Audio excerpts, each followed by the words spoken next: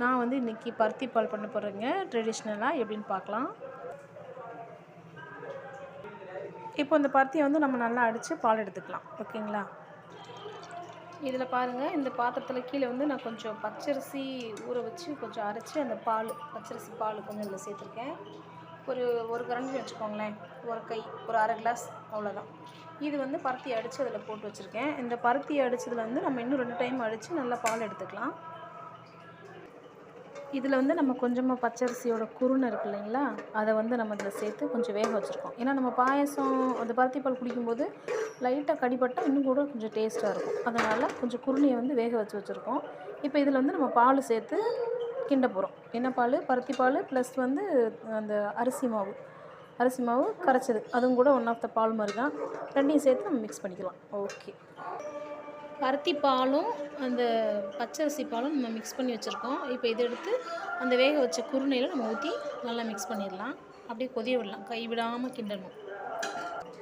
நாம் வந்து இப்போ அந்த பாலை வந்து இதில் சேர்த்துட்டோம், ஃபில்ட்ரு பண்ணி சேர்த்துருக்கோம் பாருங்கள். அந்த குருணை வச்சுருந்தோம் இல்லைங்களா, அதில் வந்து சேர்த்துட்டோம் நம்ம.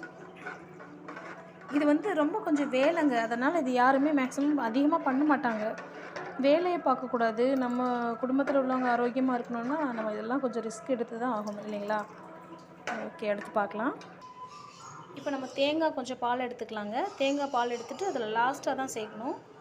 பால் எடுத்துகிட்டு காமிக்கிறேன். பாருங்கள், நம்ம வந்து பால் ரெண்டையுமே சேர்த்து நல்லா கிண்டிகிட்ருக்கோம். இப்போ இது என்னென்னு பார்த்தீங்கன்னா, கொஞ்சம் கொஞ்சமாக டைம் ஆக என்னென்னா திக்காக மாறும். இது ரொம்பவே திக்காக மாறுங்க. நம்ம தண்ணியை வந்து எவ்வளோ தேவையோ அவ்வளோ வச்சு நம்ம கிண்டணும். இப்போ வந்து இது சரியான பதத்தில் இருக்குது அப்படின்னு சொன்னால் இது வந்து அளவு. இதுக்கு மேலே திக்காச்சுன்னா நீங்கள் தண்ணி கொஞ்சம் சேர்த்துக்கலாம். நம்ம இந்த சைடு வந்து தேங்காய் பாலும் ரெடி பண்ணி வச்சுட்டோம். தேங்காய் பால் வந்து கொஞ்சம் திக்காகவே இருக்குது. எப்படின்னு பார்த்தீங்கன்னா, நான் கொஞ்சம் இளநீ பருப்புன்னு சொல்லுவோம்ல, அந்த மாதிரியான டைப்பில் சேர்த்துருந்ததுனால நமக்கு அதை ஃபில்ட்ரு பண்ண தேவையே இல்லை. இதோட டேஸ்ட்டு சூப்பராக இருக்கும். நீங்கள் கொஞ்சம் ஒரு 3/4 பருப்பு அந்த மாதிரி பதத்தில் வந்து தேங்காய் பால் வந்து எடுத்து சேர்த்துக்கோங்க, சூப்பராக இருக்கும். அப்புறம் இதில் பாருங்கள், மிளகு, ஏலக்காய், சுக்கு, இது 3மே இந்த சின்ன ஜாரில் நம்ம சேர்த்துருக்கோம். இதை பவுட்ரு பண்ணி நம்ம ஃபில்ட்ரு பண்ணிக்கலாம், சளிச்சிக்கலாம். நாம் இந்த பவுட்ரை வந்து இந்த தேங்காய் பாலில் மிக்ஸ் பண்ணிடலாம். இந்த வெல்லத்தை வந்து நம்ம கரைச்சிட்டு இதில் சேர்த்துக்கலாங்க. இப்போ இந்த தேங்காய் பாலில் நம்ம இந்த பருத்தி பாலில் நம்ம தேங்காய் பால் சேர்த்துடலாம். கலர்ஃபுல்லாக இருக்குங்க, செம்மையாக இருக்குது. நான் நல்லா வெளிச்சத்தில் காட்டுறேன். இந்த வெல்லத்தை வந்து நம்ம கரைச்சிட்டு இதில் சேர்த்துக்கலாங்க.